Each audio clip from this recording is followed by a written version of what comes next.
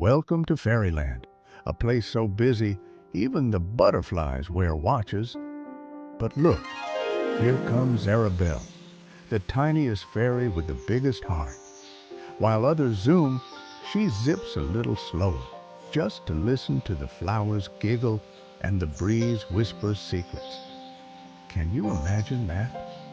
In Fairyland, even snails race like rockets, and time flies, literally.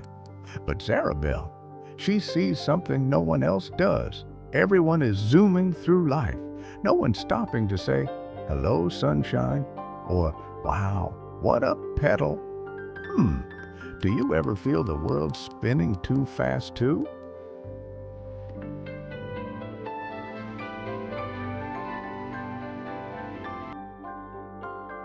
Zarabelle finds the oldest tree in all of Fairyland, the Whispering Willow. Its branches sway like it's breathing slow and deep. She placed her hand on the bark, and for a moment, everything stopped. "Shh! Can you hear it?" the willow whispers.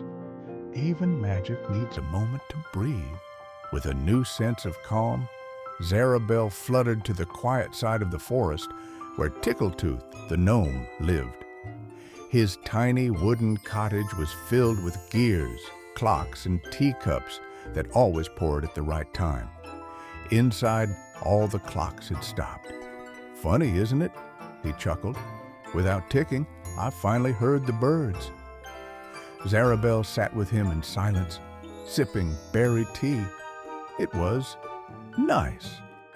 Zarabelle glided over to Petal Patch, a garden where flowers once bloomed wildly, until the bees got too busy and the sun forgot to shine.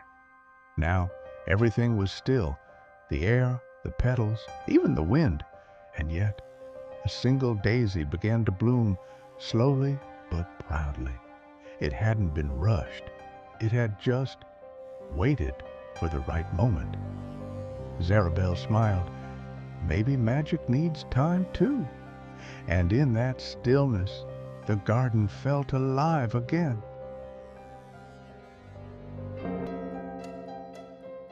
Zarabelle fluttered toward the tallest point in Fairyland, the clockmaker's tower. The gears had stopped. The great pendulum hung frozen. Time truly stood still. Inside, she met Tick, the talking mouse who used to keep everything ticking with his tiny paws and punctual ways. "I don't know what to do if I'm not keeping time," Tick said sadly. But when she told him it was okay to just be, something in Tick relaxed, like a sigh from the sky itself. Zarabelle glided toward Mirror Lake, where even the ripples had frozen mid-dance. The water shimmered like glass, perfectly still. Sitting at the lake's edge was a young fairy named Petaline, staring at her reflection.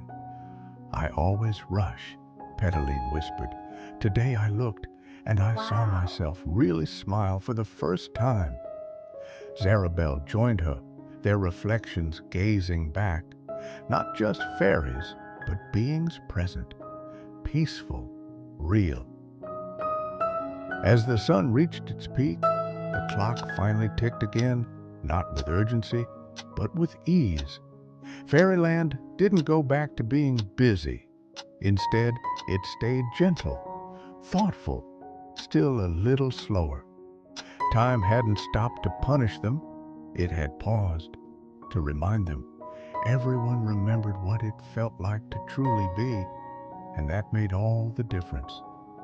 That night, as the stars twinkled and Fairyland hushed, Zarabelle heard a whisper riding the wind.